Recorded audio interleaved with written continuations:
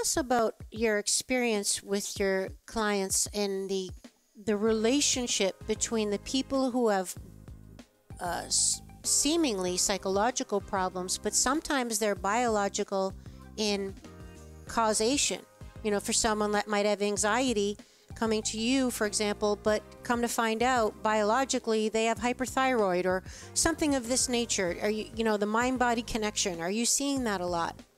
Totally, 100%. And I'm glad you're asking about that, because you were starting to say that before of, you know, like if our physical structure isn't well, then it's hard for our mind and our thoughts and our actions to be well.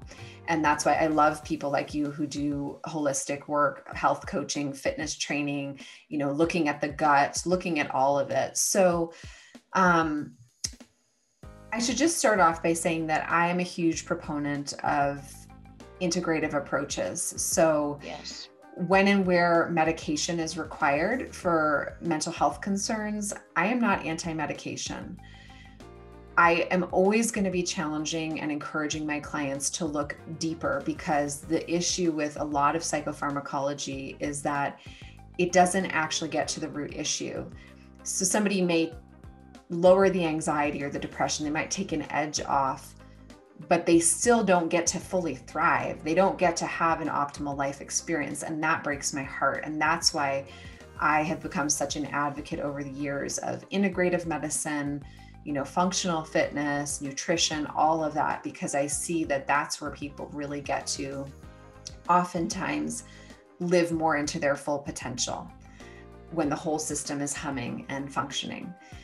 So I could just give an example. You know, I was working with a woman for years who was amazing, and we were working on anxiety issues, and you know, eventually I was like, I think there's something more biological going on, and it turned out that she had a major thyroid disorder that hadn't been diagnosed. And so when we figured that out, it was like, once she started treating that, then the psychotherapy and the coaching could become even more effective, because she's not like struggling with her biology. And this happens across the board, you know, autoimmune, thyroid, these things are rampant as in women. I'm sure you see this in your clients. And so I think we always need to be asking the question of, what is the root cause? And that can be a hard question sometimes, because the answer isn't always simple and easy, but the reward is so much bigger and more fruitful than just saying, okay, I'm going to live with this, or I'm going to take this medication that kind of helps, but doesn't really, you know, make my life that much better.